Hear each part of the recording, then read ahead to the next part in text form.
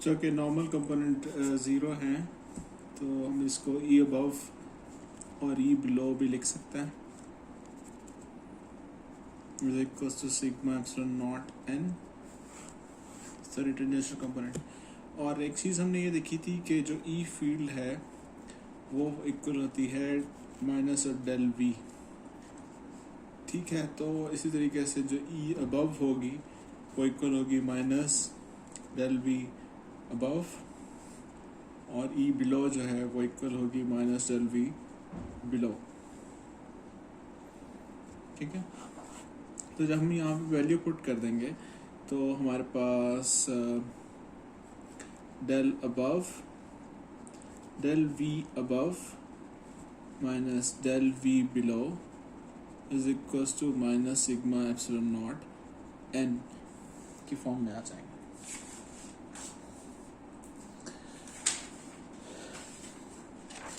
और जब फर्दर हम इसको यूँ लिख सकते हैं कि यानी हमने अभी लिखा है कि del V above minus del V below is equals to minus sigma epsilon not n, तो हम इसको फर्दर इस तरीके से लिख सकते हैं कि चूँकि यहाँ पे जो ई फील्ड बिलो है वो ज़ीरो के इक्वल है, तो यहाँ पे सिर्फ हमारे पास ये अबव वाला ही बच जाएगा, V above is equals to sigma epsilon not n, या हम वी की फॉर्म में भी लिख सकते हैं इसको सिग्मा एप्सिलॉन नॉट एन, क्योंकि टोटल यही है। और अगर हम इसका नॉर्मल कंपोनेंट लिखें तो हम सिर्फ इसको लिख सकते हैं वी एन और sigma is equals to minus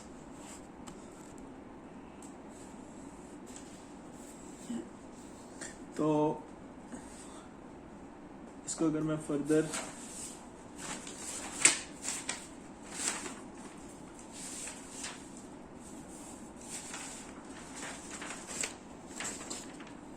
लिखूं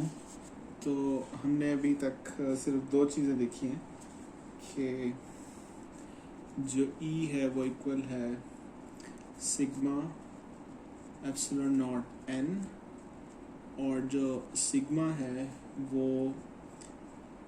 एप्सिलॉन नॉट डेल्टा वी और डेल एन के इक्वल है। तो हमने सिग्मा को रिलेट कर दिया ई फील्ड के साथ और पोटेंशियल के साथ। तो अगर हमें जो सरफेस चार्ज चाहिए हो, ये जो चार्ज डेंसिटी है या सरफेस चार्ज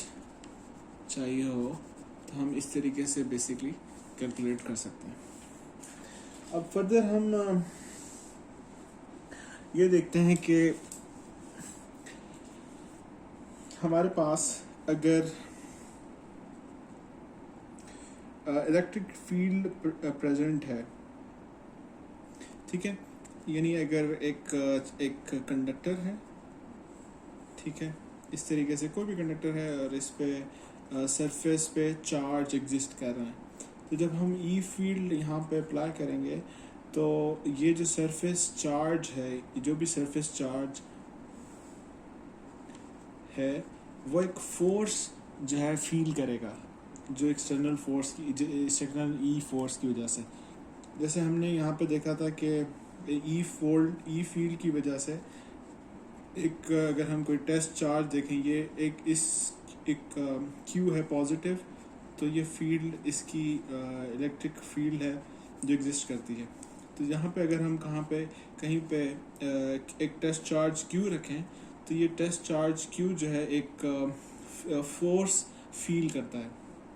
ठीक है। तो जो फोर्स ये फील करता है उसको हमने देखा था कि वो इक्वल होती है F is equals to q ई।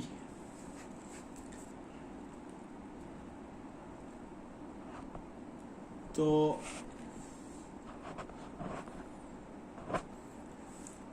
जब हमारे पास एक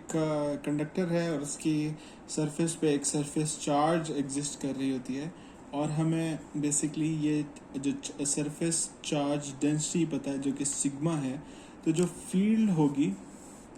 वो इक्वल होगी F is equals to sigma E, ठीक है। यानी अगर मैं इसको अगर इस तरह से कहूँ कि हमारे पास एक कोई भी एक कंडक्टर है, ठीक है, एक शीट है और इस पे जो है सरफेस चार्ज एग्जिस्ट कर रहा है जिसकी हमें सरफेस चार्ज डेंसिटी का पता है।